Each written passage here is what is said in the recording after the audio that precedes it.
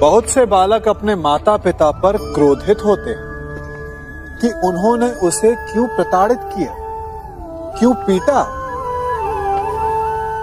शंका स्वाभाविक है, परंतु इसका उत्तर भी बड़ा सरल है। कभी कुम्हार को घड़ा बनाते हुए देखा है?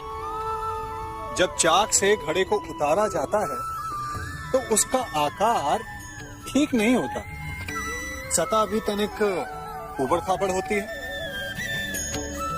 तब वो उस घड़े को लकड़ी से पीटता है, भीतर से सहारा देकर बाहर से वो घड़ा पिटता जाता है और घंटों प्रयास करने के पश्चात जाकर वो घड़ा बनता है, जिसके भीतर रखा जल तन मन दोनों को आनंदित कर देता है।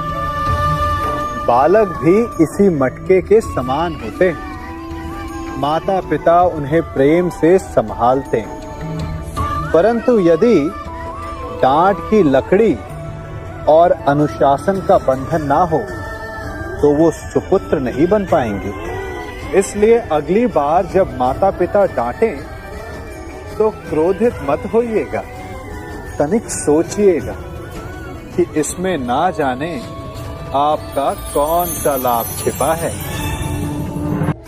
मेरे आपके हम सबके जीवन में एक दुविधा आती है, या ये कहे कि सदा रहती है, कि सत्य क्या है, असत्य क्या है।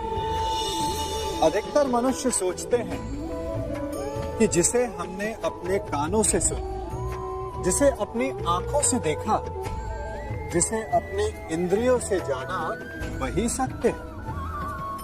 क्या सच में यही सत्य है? ये भी तो हो सकता है कि जिसे हमने देखा सुना जाना वो असत्य का प्ररूप है। विचित्र पहेली है ना?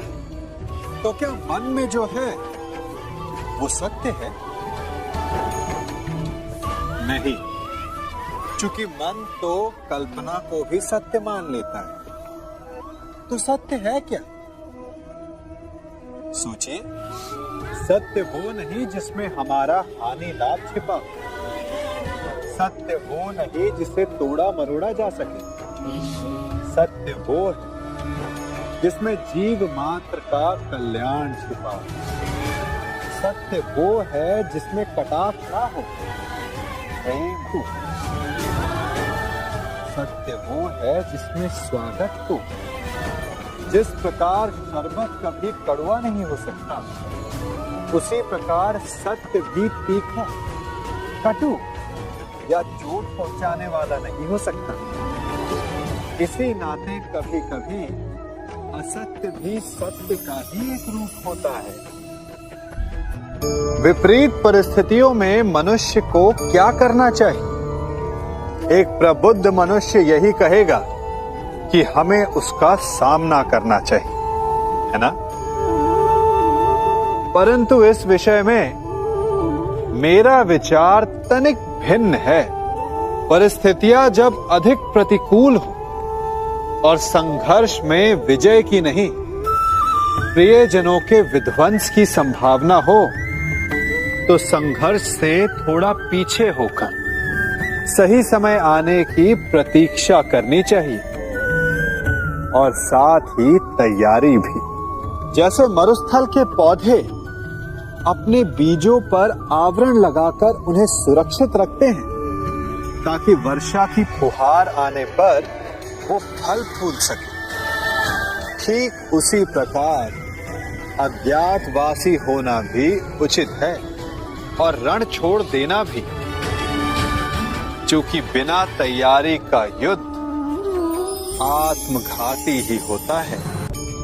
दृष्टिकोण क्या होता है? दृष्टिकोण वो नहीं जो हमें वो दिखाए जो दिखता है। दृष्टिकोण वो होता है जो हमें दृष्टि के परे देखने की शक्ति दे। ये दृष्टिकोण ही तो है जो किसी को सागर का अर्थ खारा जल समझता है तो किसी को मोती का घर दिखलाता है। किसी को डूबने योग्य अतः जल दिखलाता है तो किसी को संसार के जन्म लेने की गोद दिखलाता है। महत्वपूर्ण वो नहीं जो आपके समक्ष है, जो आपको दिखता है। महत्वपूर्ण आपका दृष्टिकोण है। देखने में अंतर करेंगे तो आपके जीवन में भी अंतर आ जाएगा। हमारे जीवन में दो प्रकार के व्यक्ति होते हैं, पहला मित्र और दूसरा शत्रु। मित्र हमें भाते हैं और शत्रुओं से हमें घृणा होती है। मित्रों के लिए हम अपने प्राणों पर खेल जाते हैं और शत्रुओं के प्राण लेने पर तुले रहते हैं। यही होता है ना? परंतु मित्र कौन है और शत्रु कौन, इसकी परिभाषा जान लेना भी महत्वपूर्ण है। कभी कभी हमारे मित्र हमारी हां में ना करते हैं, हमारी इच्छा पूर्ति में बाधा बनते हैं, और कभी कभी हमारे शत्रु हमारी इच्छा पूर्ति में हमारे सहयोगी होते हैं। तो एक मित्र हमारे मार्ग में बाधा क्यों बनेगा और एक शत्रु हमारे मार्ग से कांटा क्यों हटाएगा? क्योंकि कभी कभी हमसे अधिक हमारे शत्रु और मित्र हमारा भविष्य देख सकते हैं। इसलिए यदि शत्रु और मित्र को पहचानना है, इससे पहले अपने भविष्य को देखिए कि कौन उसे सार्थक करने में सहयोग करता है और कौन असहयोग। यही शत्रु और मित्र की परिभाषा है।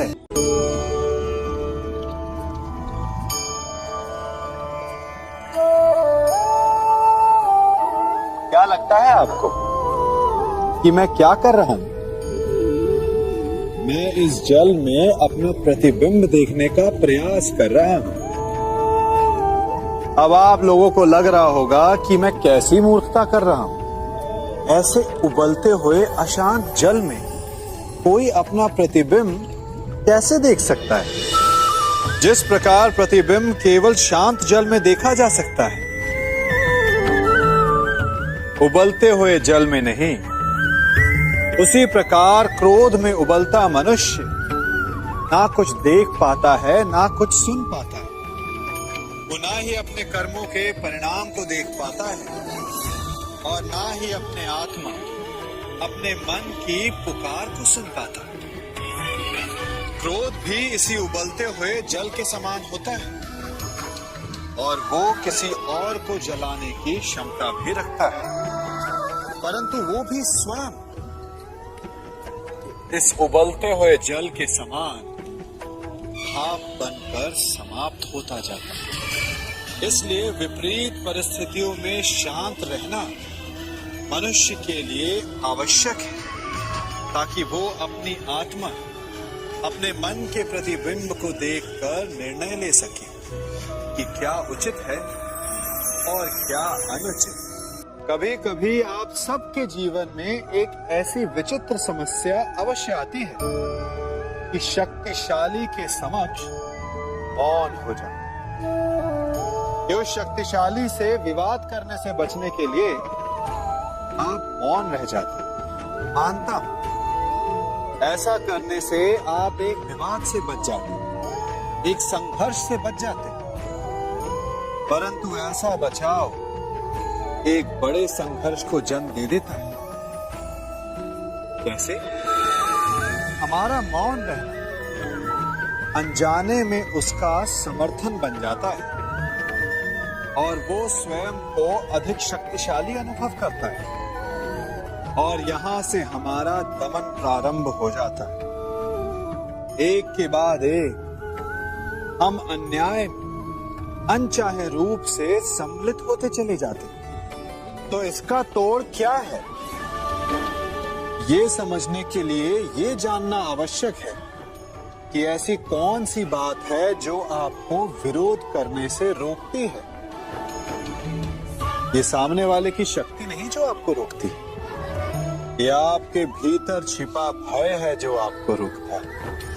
हाँ, कभी कभी भय आपकी सुरक्षा अवश्य कर सकता है, परंतु साथ साथ ये भी जानना आवश्यक है कि ये भय ही है जो आपको मौन भी रखता है। इसलिए अपने मन से भय को निकालिए और खुलकर अनीति का, अन्याय का विरोध कीजिए, और फिर देखिएगा आपका मन कितना मुक्त, कितना हल्का अनुभव करेगा। हमारा सबसे बड़ा शत्रु कौन है? आप में से कुछ कहेंगे कि जो हमारा विनाश चाहे, तो कुछ कहेंगे कि जो पीठ पीछे प्रहार करे। आप में से कुछ ये भी मानते हैं कि जो हमारे परिवार की शांति को भंग करे वो हमारा शत्रु, और कुछ ये भी मानते हैं कि जो हमारे सामाजिक सम्मान को समाप्त कर दे वो हमारा सबसे बड़ा शत्रु है ना। परंतु सत्य इन सब से भिन्न है। हमारा सबसे बड़ा शत्रु हमारे सबसे निकट रहता है, या कहें हमारे भीतर रहता है। कौन है ये शत्रु?